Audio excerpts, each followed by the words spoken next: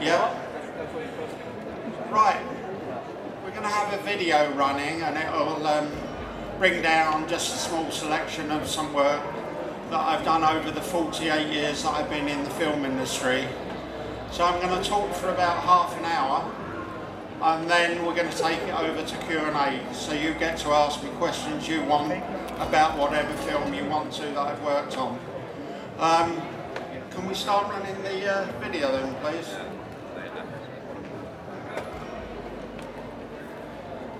Right, I often get asked, how did I get into the film industry? And I can only say that I was extremely lucky, because I left school at the age of 16, and I was lucky enough to go for an interview at Elstree Film Studios, where they wanted an apprentice sculptor, and I was the first and the last. There was never one after me, there never one before. So I had a great training. I had 4 years at Elstree Film Studios doing my apprenticeship. I worked on mainly small British films, Hammer horror films, things like The Saint, and various television work as well.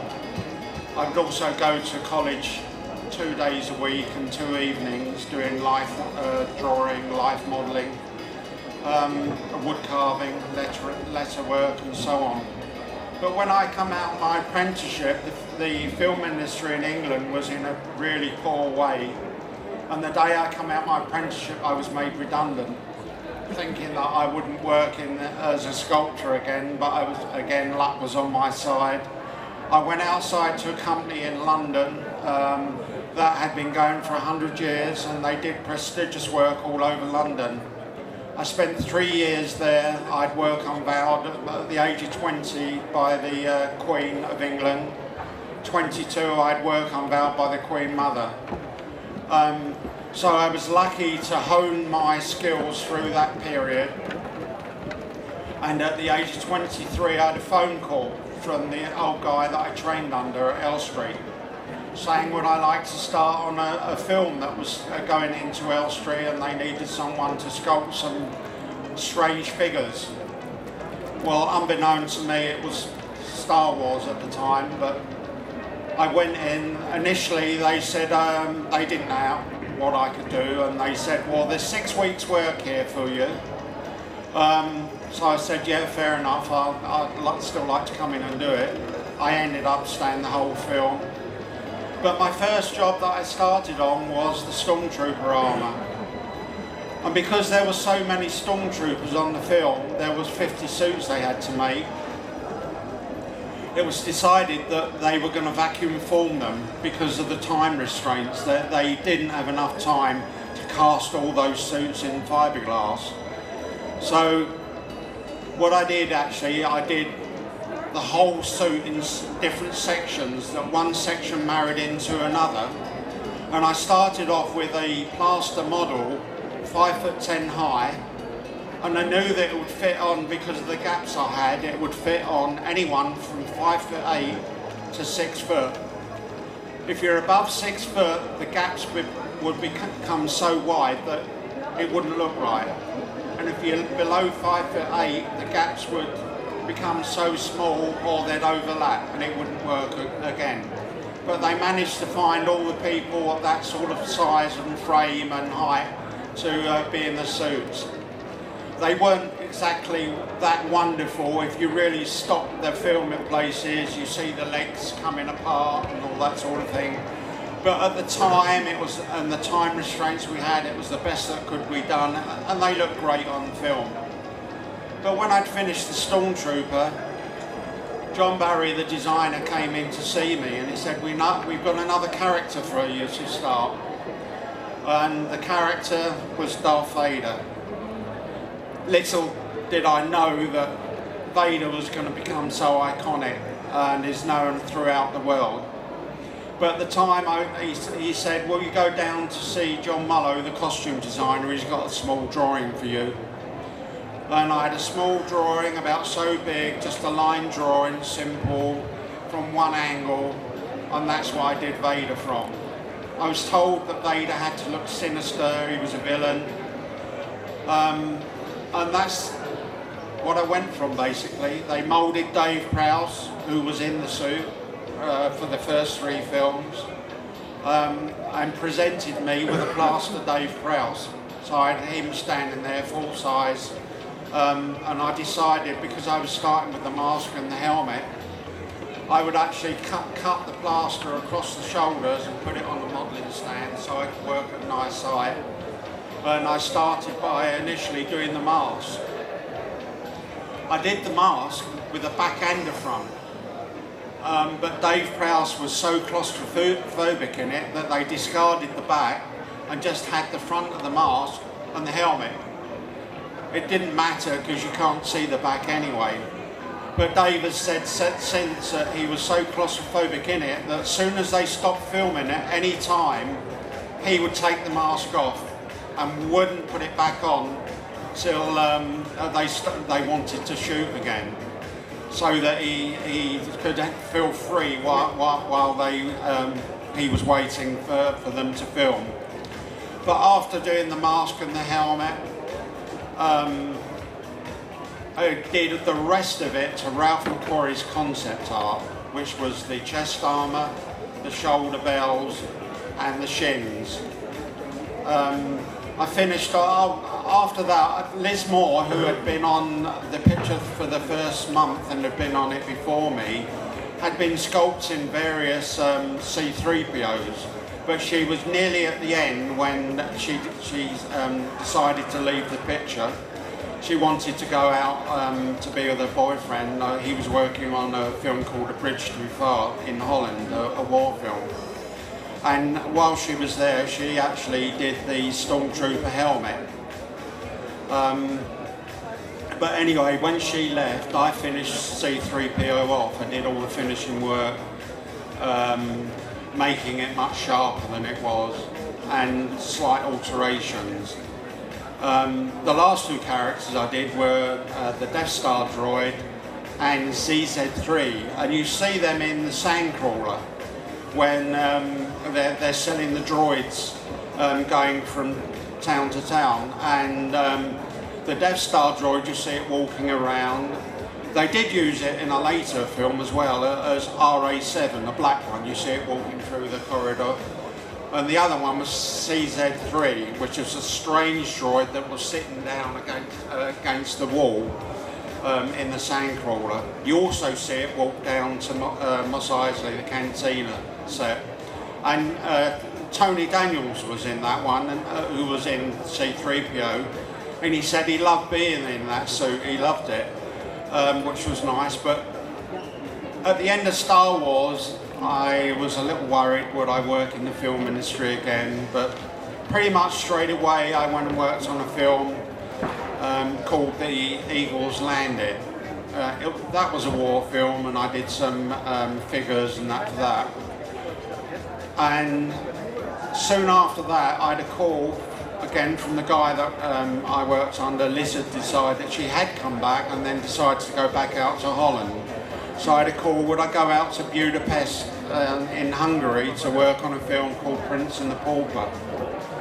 I was only there for 6 weeks, and it was in the hot summer of '76, and we were in the Galiot Hotel, which is right on the banks of the Danube. The Gestapo had the hotel in the Second World War, so it was a lovely old hotel we were staying in. And it was about 3 weeks into the film that Mark Lester, who played the Prince and the Pauper, because they were supposed to be twins, had his 18th birthday.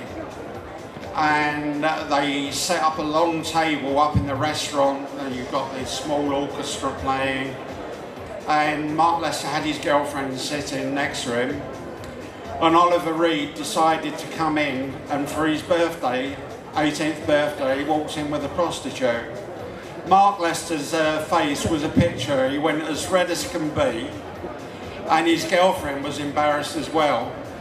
But Oliver Reed, next day, was thrown out the hotel, not to be seen again. They had to put him up somewhere else. But that was a nice place to be, apart from the fact that in the 56 uprising in Hungary, the Russians came in and took over Budapest. A lot of the buildings were still pockmarked, and there were still Russian troops on the street. So if you come back to the hotel late at night and you walk around the corner and I had a Kalashnikov staring at you, it was a bit unnerving. Also, the people there were a bit afraid to say anything at all, in case that it was it was said what they'd said. But I went on to work on 70 films, 10 Bond movies, 4 Harry Potters, all 3 Indiana Jones, both Tomb Raiders, Superman, and the list goes on. But recently, Rogue One was the last picture I did, and decided to retire after 48 years. The Force Awakens I worked on, Guardians of the Galaxy, Thor 2, all that sort of film that I've been working on in recent years. But I'll tell you a bit about Indiana Jones. On Raiders of the Lost Ark, which was the first one, I got to do, there were 2 of us that did the work on the Ark of the Covenant, and which was quite fun to do. But there was another one that I did on that people would know about, is when Harrison Ford goes into the snake pit down the Anubis figures, and he's there and there's a cobra in front of him. Well, when they shoot from behind his head, there's a real cobra, and you see it swaying, and it was behind a glass sheet. I mean, obviously they couldn't put the main star at risk with a cobra. But when they shoot the other side, you see a terrified Harrison Ford with this snake in front of him. Well, that's the cobra that I sculpted. Because you couldn't have the glass sheet there, it wouldn't work, you'd see it. Going on to maybe the Temple of Doom, which was the one I enjoyed working on most. I did, for the opening sequence, they had the Paramount Mountains close up, and then they slowly go back from that, and you see a dragon going across, and then there's a gong, and it rolls off, and there's bullet marks, bullets going through it. Well, I'd spent 2 weeks doing a beautiful dragon that went right the way around the gong and almost met at the bottom, with the Paramount Mountains in the middle. And then the art department came and said, oh, well, we're sorry, we got the scale wrong for the mountains, we can't use it. So I had 2 days to sculpt what you see on the screen. And this is the way the film industry is. Sometimes you're asked to work all the hours God sends, because you can never ever hold that camera up. Once that camera starts rolling, I mean, before that, the art department would mess around, the designer would change stuff, but not once that camera's rolling, because you can't stop that camera. It has to, everything, every set has to be ready in time. But anyway, on Indiana Jones, as I was saying, I had 2 days to do that. But I did quite a lot of other work that was quite prominent in the way, like the heart that they sacrifice, they pluck out from the sacrifice in the temple, and you see the heart still beating. Has everyone seen that scene? I think most people have. So the priest is holding the heart and it's still pumping. Well, I had the job of sculpting that heart, and the production office thought it'd be a good idea if I went to Harefield Heart Hospital to see the surgeon there. So I was sitting chatting with the surgeon, and I said, what's the best heart I can get? And they said primates, which no way could I go and get a monkey's heart. So I settled in the end for the closest I could get was a sheep's heart, which I used for the detail, and I had a hospital plastic model so that I got the veins and everything in the right place. But as I was leaving, the surgeon said to me, oh, I'm doing open heart surgery tomorrow, would you like to come and have a look? It didn't take me very long to say no. it wouldn't be of any use. I mean, I could hardly say halfway through the operation, Doc, put the heart on his chest, will you? I'm going to get a few pictures. So that didn't happen. But another one I did on that film, does anyone remember the scene where they're around the fire and you've got the baby elephants there? And the main actress has got her back to a tree, and then you see this python come sliding down through there and comes onto her shoulder. And the actress was absolutely terrified of snakes. She wouldn't have a snake near her. So I had the job of sculpting the python, and someone else painted it to look very realistic, and it worked well on the day. But again, if you stop the film, once she grabs that snake and throws it, if you stop the film, you'll see a lifeless snake on the floor because it's rubber. So, and there's no way that snake was going to crawl anywhere. So other jobs around that same scene, you had the baby elephants, and they knew that they were going to have close-ups, i.e. the trunk, sort of moving around the people, and they could not in any way get a baby elephant to do what they wanted on cue when the camera rolled. So I sculpted a baby elephant head. They moulded it, cast it in foam, the special effects, put all the wires down, the trunk moved in all directions, the eyes moved, they put eyelashes and hair down the trunk, and it was very realistic. It was a night scene, so it probably wouldn't have mattered too much if it wasn't. But there was lots of other work on there. I mean, the banquet scene where you've got the snake and they split open, and it's supposed to be a lot of baby snakes that come out of it, but they're actually baby eels. They're little eels that are for the babies of the snake. But in that scene you had musicians either one side of the stage, and then you had dancers the other, and there were these two horses, one facing one way and one facing the other, so I had to sculpt two of them. I sculpted them in polystyrene, and then they painted them to look like sandstone. But they look very realistic, as most of the work that we do on films does. I mean, some of the Bond movies you work on, because the Bond films, they go all around the world, and you could be doing Indian style work, like for Octopussy, where we did the Octopussy's bed, all that ornate work above the bed. I did all of that. And there was one job on that actually that was lovely to do. It was a 14-foot crocodile. So I sculpted it with all the teeth in, all the detail looking wonderful, and I was pleased with it. And when I went to see the film, you see the scene where Bond's in bed with a lady, of course.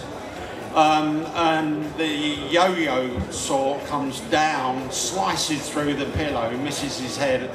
He chases this mugger, and eventually the mugger goes into the moat, and the crocodile, you see it roll over, you see a little bit of its back, and that's it, it's a night scene. So that's what you get. I mean, there was one of the Harry Potter films that I worked on, 5, Order of the Phoenix, where I did in the Ministry of Magic, all the fireplaces that they walk through to get to the ministry. There were 17 of them, and I sculpted all the detailed work. They moulded them, and then they cast it out 17 times, and that's put all the way around. Then there was this big serpent I sculpted that's in the main hall of the ministry.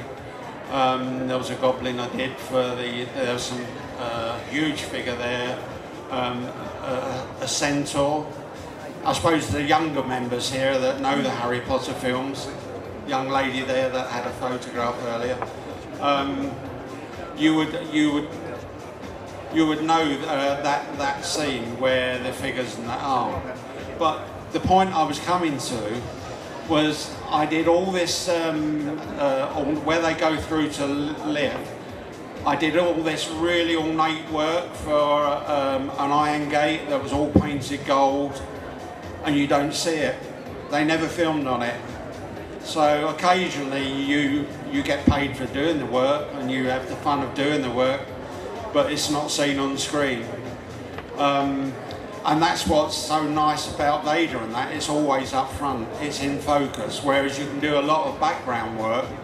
As I say, for Octopussy, for instance, in the the Indian palace, you had all that beautiful stairway, the caps and the columns, all the ornate work.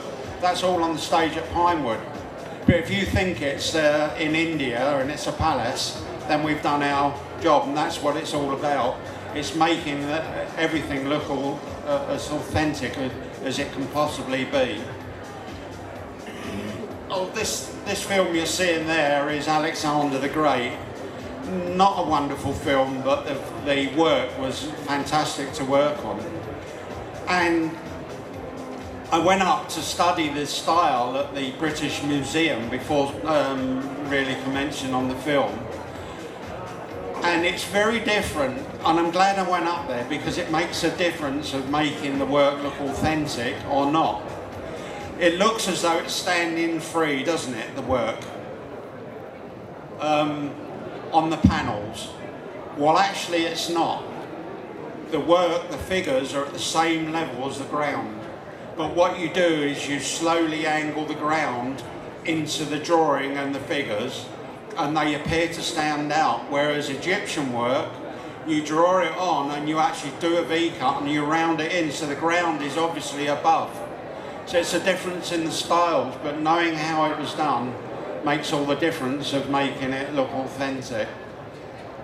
But that figure there was 14 foot high, and you're seeing it there in the clay. And I had to do that by myself, and I had 2 weeks to do it in. And they didn't think I could do it. I did in the end, and it's the only time that I got a round of applause from the plasterers, because all they ever want to do is take the mick out of everything. But I turned round and they were applauding, not because they thought the job was good necessarily, but they were impressed that I did it in the time that I did. Which you have to do mainly, most of the time. You do the work as quickly as you possibly can to the best standard you can. Sometimes you don't get the time to do it as good as you'd like to do, mainly because, as I say, you can't hold that camera up, and if they say we want it tomorrow, you do what you can in that time, and that's the way it is. That's the scene I was talking about for the Harry Potter film with all the... and that's the centre of the atrium. So it was the goblin that I did for that bit. But I'll go on to another Bond movie. It was the first Bond movie I worked on way back in 1976. I flew back in from Hungary, and it was a hot summer, and England was ablaze. It was brown. Normally you fly into England and it's a really green, but everything was, the grasses, everything was burnt. And, I've lost my... Oh yeah, I was talking about a Bond movie, wasn't I? It was the first Bond movie I went on in '76, and it's the film where Jaws, the character Jaws with the silver teeth. Have people seen that one? Yeah, I think quite a few. So I had the job to do the 8-foot tiger shark that Jaws wrestles with in the shark tank, where Bond, there's a great big magnet, and Jaws looks up at the magnet, and Bond switches it on, and it pulls him up by the teeth to the magnet, and he's stuck to it. And he takes it across the shark tank and then turns it off and drops them in. I don't know how he managed it with a human mouth to kill the shark with one little bite, but that's the way he did it. But yeah, I had that 8-foot tiger shark, but I learned, it's amazing what you can learn about different styles, and even a shark, but a tiger shark has 3 rows of teeth. So that if ever it loses a tooth, should I say, another one within a day or two will pop up to take its place. So I had the job of carving a row of 3 teeth to put within the shark's mouth. Not that you ever saw them, but they were there. So the other thing that I did on that film was, it was based out in Luxor, and Abyssimbel was the headquarters, and they showed Karnak Temple with all the Egyptian work. And so I had that to do back at Pimer Studios.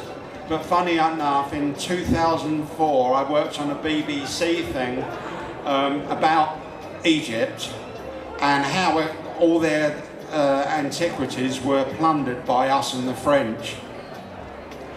And it was about finding the entrance to Abyssimbel, because over hundreds of years the sand had blown up and blown right across the entrance. And I went out to Egypt. There were a team of 5 of us went out there, and we had to carve Abyssimbel full size. I don't know if you know it, it's about 120 foot high.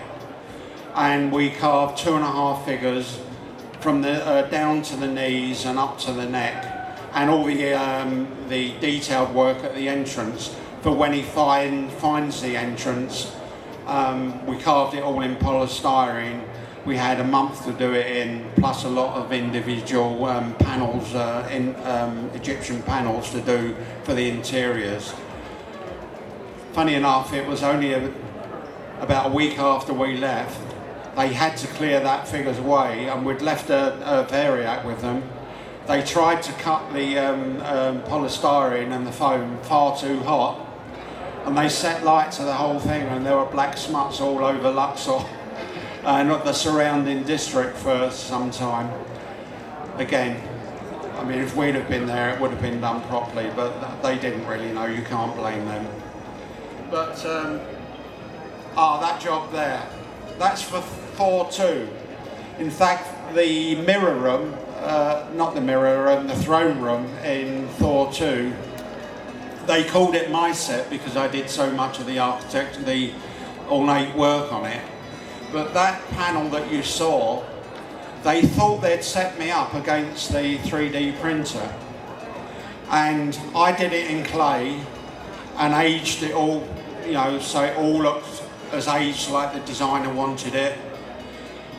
And they wanted to find out what would be cheaper, me or the 3D printer. Well, I came in £1,000 under the 3D printer. I did mine in about 3 days. They had to set it all up on the computer and do it. They had it about 2 weeks. And the designer decided, well, he wanted it aged, and it was all pristine. It looked very nice, but it wasn't what he wanted. So he got another sculptor to start knocking it about to try and age it. But it doesn't do it. You can't do it evenly. What it was actually doing is it was knocking chunks out the panel and leaving the rest of it pristine. And the last straw was they discovered that they'd made it 1/8 of an inch too wide. They'd given me the wrong size. So I very quickly got a tool and took a 1/16 of an inch off each side. Perfect. They would have had to have reprogrammed and taken another 2 weeks, and the designer said, that's it. No more 3D printer on this picture. So we won out, but the 3D printers are getting better and better, they're getting bigger, and I think it will gradually take a fair bit of the work away from the sculptors.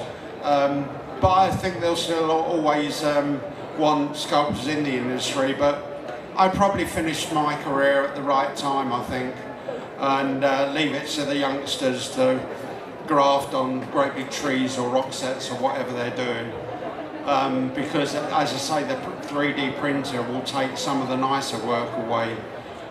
So I'm enjoying coming to these conventions now, meeting all the lovely fans, going all over the world. I couldn't ask for a better life really in my retirement, so it's been great. I think we're at the end of the film now, so I'm going to put it over to Q&A. Anyone wants to ask me any questions, within reason, go ahead. Any questions here? We have one at the front here. We have one over here. Oh, one, okay. What work did you do on Doctor Who? No, I've never worked on Doctor Who. What? I thought you said that. Who did? Huh. No, Doctor Who was mainly television. I didn't really do too much television work. It was all major films, really. A small amount of television work, but not much. I saw in the film you played there the Dark Crystal. Yeah. Did you make some for that movie, for the film? Yeah, I did a fair bit of work for that, and most of it wasn't prop work, and it was the first film ever that they set up an animatronics department. They had sculptors, moulders, painters, fabricators, all under the same roof. They had one of the stages at Elstree. But we were a different part of the sculpting crew. We were doing all the stuff for the sets, like the bed that had an ornate bottom to it.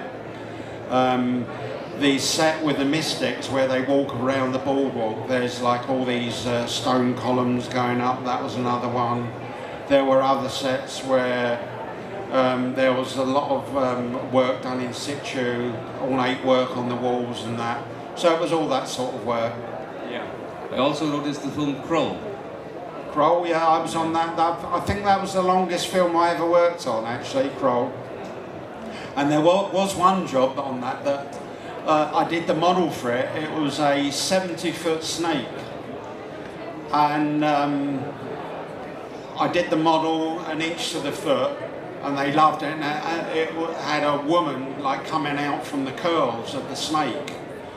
And the idea was that on the film, the main actor, the hero, is going up through the hills and he hears screaming coming from within this cave. And he goes in there to help this damsel in distress. And as he gets near, she comes up out of the snake. She is the snake. And they were going to put two marquees up the top lot at Pinewood Film Studios, and I was going to do a 70-foot snake through there. But they decided in the end it was going to cost too much money and cancelled the job, and I didn't do it. But there was lots of other work I did on Crow. Any other? I think someone's got their hand up at the back there. Oh. Of all of your years working in the film industry, what was your least favorite? What was your least? The film I enjoyed least. The least proudest work you have done, just that you are embarrassed about. It's hard to go back and think of anything in particular, but I can tell you that the film that I hated working on most was Superman. The reason being was, for the 6 months that I worked on Superman at Shepperton, they changed the script 3 times, they changed designers 4 times, they changed the studios where the film was being made 4 times. They went from Bray out to Italy, back to Shepperton, and then moved to Pinewood. But I was initially on it for 6 months at Shepperton. And because there were so many changes, every new designer that came on changed the work of the designer before. So I worked for 6 months and every single bit of work I did was scrapped. And then I went back onto the film after a month off to work on it at Pinewood Studios. And there was no nice work on it, so I did the Fortress of Solitude, all those great big icicles that were at angles. But I was working on the Bond stage, which is a huge stage at the top of Pinewood Studios, and it has a tank there. It was first built for the Bond where they had the 3 submarines in. But I was working in the tank in the winter. There's an underground stream there, so we were working in 3 inches of water, and I was using variacs, so I was getting shocks all the time. We were doing that awful work, and I look back at it and I hated every minute I worked on it. But there's been so many films that I love working on that it's forgotten. It was just that 6 months in 48 years is a short period, and overall I've had a wonderful life in the film industry. I've travelled with it, and yeah, I wouldn't change a moment. Even Superman, in a way, makes you a stronger person. What's the hardest thing you worked on? Like the hardest work? Physically hard or technically? Both, I guess. Well, I suppose technically one of the more difficult was maybe the space jockey for Alien that stood at 28 foot high. There were two of us that worked on that. I don't really find the work hard. I know it might sound big-headed, but I don't mean it in that way. I can look at a drawing, I can see it three-dimensionally. So it's only overcoming the technical side of doing the work. But after a lifetime of doing the work, you've had so many problems that you've overcome in various ways that almost immediately you know how to do the job. But yeah. Yeah, well, thank you. Actually, I'm talking about Alien. I'll tell you something about what happened on that. We were working with Giger, who designed the space jockey, and a lot of the Alien sets were done from his work.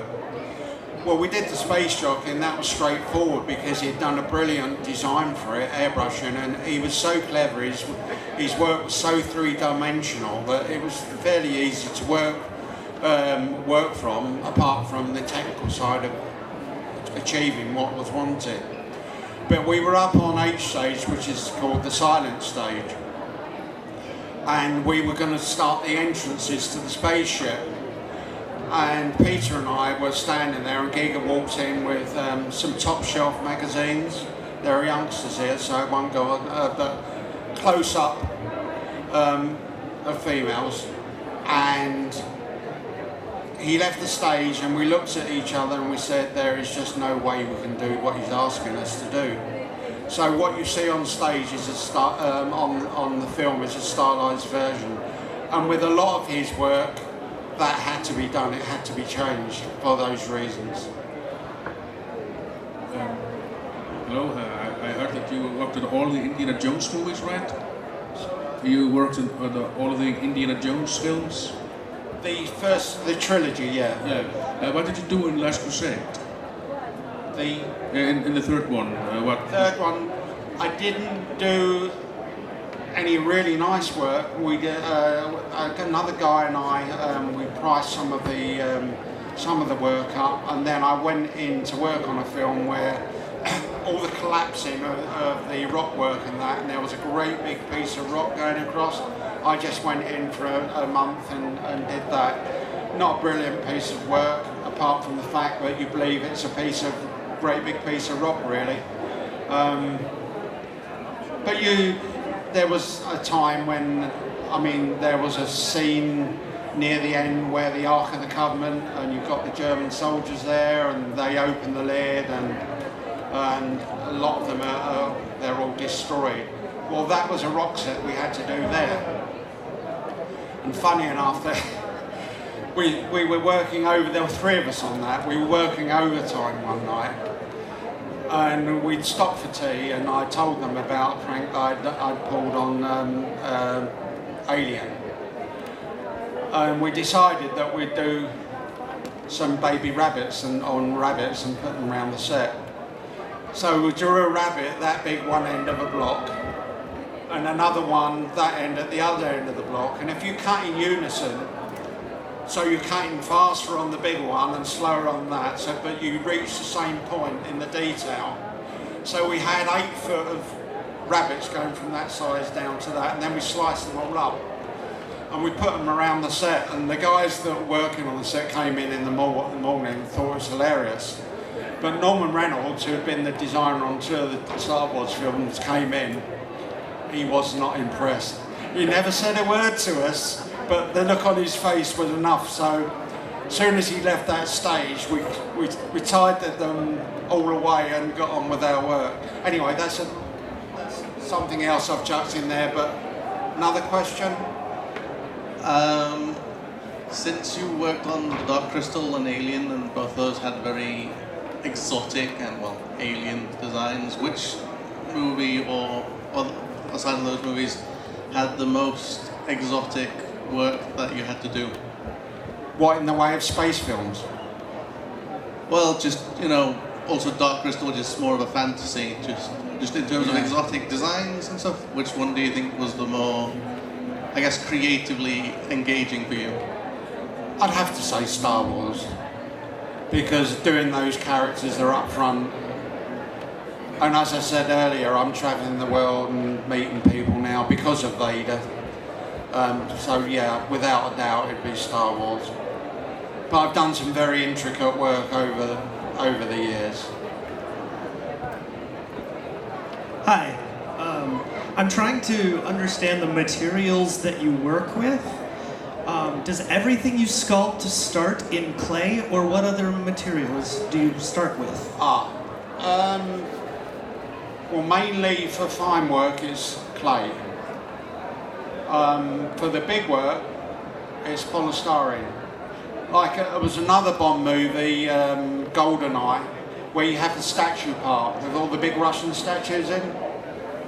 Well, two of us carved all of them. There was a 20-foot Stalin, 17-foot Lenin, 3 other big figures, and lots of other work, a 10-foot head of Lenin, and loads of panels. Well, they were all carved in polystyrene, and me and the other guy did them at a price. So we did all that in 10 weeks, working our butts off and all the hours. But you know, you do that if you have to, and the money's there as such. But so you would ask occasionally you'd work in plasticine, or only once ever. I've done wood carving outside the industry a fair bit in those 3 years after my apprenticeship. Churches that had burnt down, I'd replaced stuff in oak and coats of arms and all sorts of things. But I only once ever did it in the film industry, and that was on a film called Return to Oz. And it was when they flew out of the ornate doors or screens that open up, which I did as well, all really ornate stuff. And the chaise lounge was actually, I did the wood carving on that. That's the only time ever that I've done carved wood in the film for a film, because it just takes too long, and that's the reason on the really big work that you do polystyrene, because for one, you do it much quicker. For two, there's no moulding process, and there's no casting process. So certainly for one-offs, or even if there's a couple, it's much cheaper to do it in polystyrene, and on that scale you can actually do the work really well. How was it working for George Lucas? He's a very quiet person that says very little. In fact, Dave Prowse has said that the only direction he ever got from George Lucas was not to walk too fast, because they had a track with a camera running along, and Dave Prowse was striding out trying to make Vader look all powerful, and George Lucas told him to slow down because he was going too fast for the camera on the track. But me personally, he came up, he liked the work I was doing, pretty much just nodded to say yes, he liked it, not a lot else. He came up a few times, liked the work I was doing, and that was it. Didn't really have too much to say, and I don't think he had too much to say to anyone. I mean, a lot of them said that when he was directing, he would say, well, do it again, but do it better. He wouldn't give any advice, that'd be it. Do it again, but do it better. What is the biggest sculpture you have made? the biggest. One of the biggest ones was, I mean, we've done huge rock sets, but that's individual bits. But I did a 25-foot high figure for Clash of the Titans that's in the square of the city. Oh, they're the Russian statues. That one there's Lenin. But section, that was quite funny actually, because I had a workshop at Boreham Wood, a place called Millennium Studios, and they were doing that film at Leavesden Studios. In fact, that was the first film that was ever made there. It was a Rolls-Royce factory. It went on, they did all the Harry Potter films there, but the first film they did there was a Bond movie, which we did all those for. And I lost track of what I was saying now. I think that job there wasn't for another Bond movie, and that's carved in polystyrene. It was 13 foot high, and they painted it to look like jade. There it is, it's painted to look like jade. I think that was in the, I can't remember the name of the baddie on that one. There was so many Bond movies I worked on. The most recent Bond one I worked on was Skyfall. It was the last one I worked on, and I did a Chinese lion on it, which they used in the casino set. But are there any more questions? Did you just ever wanted to quit somewhere when you were doing the work? Can you repeat that? So, did you ever wanted to quit? could you repeat it? Work you were doing, were you doing some work and you said like you wanted to like drop it, stop doing it? Quit a work you were doing, something hard. Can you hear it? Question. Did you ever want to quit? Well, I suppose sometimes you feel like quitting, but you never do, because you've got a reputation. It doesn't pay you to ever quit on any work. No one wants to be known as a quitter. On top of that, I had a family and 3 children, a mortgage, which you have to pay, so quitting is not a question that you can even think about. Did you ever work with the Russo brothers? With the Russo brothers? The one who did like Avengers and more Avengers? No, I didn't. No. There's one here in the back. All the way. Better be a good question. What was it that drew you to become a sculptor for the film industry? I can't say that I planned it. It sort of, I wanted to do something in art. My mum knew someone down at the the employment office, and I went down there and she said, well, they have a job at the studios doing models. And I thought it was just small models, and I didn't really know what it would be. She said to me, there are 12 people who have gone for this interview already, and they've turned them all down, so don't hope too much that you're going to get it. But number 13 was lucky for me, because I got the job, and being a sculptor suited me more so than maybe being a scenic artist or something like that. And with hindsight, I can say that it was probably the best job I could have ever done. Hello there. I was wondering, we've seen so many films where you're inspired by previous cultures. There's a lot of history. For example, with Aliens, there's an art director like H.R. Geiger himself. My question may be one or twofold. Which film do you feel is most personally influenced by yourself and or project? And also, what project do you feel was your greatest personal investment? To answer your question, you can get individual jobs on a film. Some that you've had big input in the fact that they might just give you a scribble and say do something. but you got some sort of idea of what they want, so you've achieved something yourself. Other times they might give you just a photograph. Right, there's a photograph, we want that 14 foot high, 15 foot high, or bigger or smaller. So you have to scale it up. So maths is quite important within the sculpting world. If it's architectural work, dividing stuff up or getting the angles right and everything else. So yeah, maths comes into it as well. But I wouldn't say there's any one film I could pick up on and say, yeah, I've influenced that film so much. Maybe if I had to, I'd maybe say Star Wars.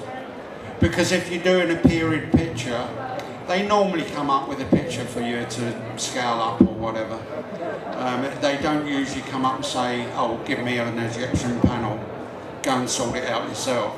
Because that's what the art department is there for. That's their job, to come up with the material you work from.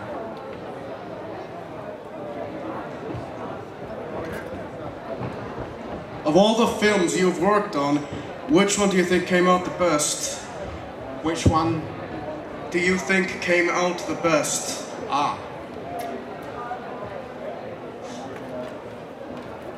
Good question. Difficult question to answer, actually. I mean, I could probably say that the best, in some ways, was Alexander the Great. The sets were brilliant, but the film was naff. So, I would say there are the Bond movies. I always like them. Maybe not the films. Some of them not so good. So it's a difficult question to answer, that one. There are so many films that I think are good films. Alien was a good film. The suspense with it, from the fact that they're not showing you the alien creature, which they showed you in later films, it sets your mind going. And I think that was probably more frightening than any of the other alien films and that. So that was a good picture. Did you like better to work with your sculptures in Harry Potter or Star Wars? For me personally, it was Star Wars. I enjoyed working on the Order of the Phoenix because there was quite a lot of nice work to do on it. But Star Wars for me. Do you like or dislike the new Star Wars movies that are now being, created? For me, I think the best one out, I did work on The Force Awakens and Rogue One. For me, Rogue One is probably the best of the new Star Wars movies. Because it goes right back to just before the, it ends a quarter of an hour, supposedly, before A New Hope starts. So, yeah, I've seen all the old characters. My ones come back was good. The Death Star droid they had in it, and Vader, and the Stormtroopers. So, yeah, it was nice to see my characters come back. Well, they're not really my characters. I didn't make them up, but I achieved them. But, how are we going time-wise? 2 minutes? 2 questions, okay. Did you ever create really animated props? Only things like, as I was saying earlier on, the snakes and all that sort of thing that are really animated. I mean, if they can achieve what you sculpted as being or looking real, then it's fine. I mean, if you're talking about engineered, it's a different kettle of fish, really. I mean, if it's engineered, normally, well, even C-3PO, the legs were engineered, the shoulders were engineered. So, yeah, I mean, but then you're not involved with that. it'll be special effects, it will be the metal workshop where they'll do the engineering side of the work. So the thing about films, a lot of it is teamwork. So you go through the different departments to achieve what's wanted in the end. So yeah, I mean, my wife and I have created a page, the original Stormtrooper and the original Darth Vader. It's to try and give everyone credit, right down to the plasters, because in all the books and that, they've never been mentioned. And they play a big part in films, the moulding, casting, fixing the sets together, and they never get any credit. So we've tried hard to give them credit, as well as right up to George Lucas. One more question. So you mentioned you worked on The Force Awakens, and I was wondering, did you sculpt the burned out Darth Vader helmet? And if so, was that as a goodbye to the Darth Vader character for you? I didn't work on that one, no. I didn't work on the burnt out Vader. I'm not allowed to talk about anything on Rogue One, really, and Force Awakens. I'll tell you something that happened on it. The day I started on Rogue One, we put it on Facebook. Started on Rogue One today, and it went viral. Within half an hour on my site, there was 800 likes, and it had gone way beyond. They were saying in the papers and all over that I had my dream team at Pinewood Studios doing Vader. And that night I had a phone call from the production office saying, "What have you put on your site?" So I said, "Well, nothing other than the fact that I started on Rogue One today." So they said, "Get it off." And even on the film, you couldn't even call it Rogue One, it was Los Alamos. They had all the fans knew it was Rogue One. Everyone else knew it was Rogue One, but we weren't supposed to use Rogue One in the studio working on the film. We had to say Los Alamos. So, yeah. We do have time for one more, so okay. One more here in the front. Anyone? See you in the front? Let's go there.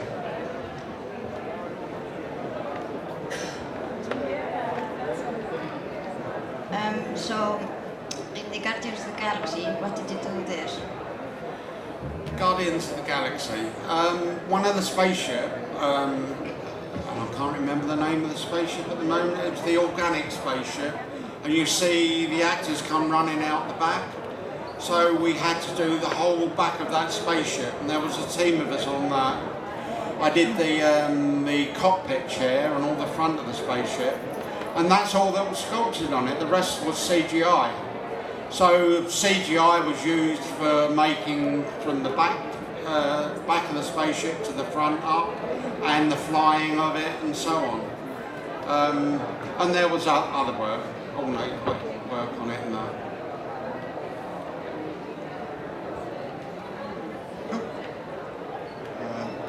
Do you have? Is there anyone more? There's one more. One quick one. One good time. Are we going to have 21 more? Yeah, go on, one more. Go on. One more. Last one. It's all on you now. Did you prefer working on sci-fi movies, or did you prefer more working on the old architecture movies? Like, did you prefer making ancient Egyptian stuff or like alien stuff? I like them both, actually. It's hard to say whether you like one more than the other. I just love sculpting. So if I was sculpting an alien, it was fine, or if I was sculpting architectural work for a period film. Actually, going back to, I'll tell you one last little thing. Going back to Octopussy, when Bond comes to that big sweeping staircase, he decides to slide down the banister. And I'd done an ornate pineapple at the end. And he realises he's going to do himself some damage when he gets to the bottom, because his legs are astride each side of the banister rail. And he gets his machine gun and shoots the pineapple off the end of the banisters and gently slides off the end. So, yeah, so I just like sculpting, so either one. It's all the time. Okay, thanks everyone for coming.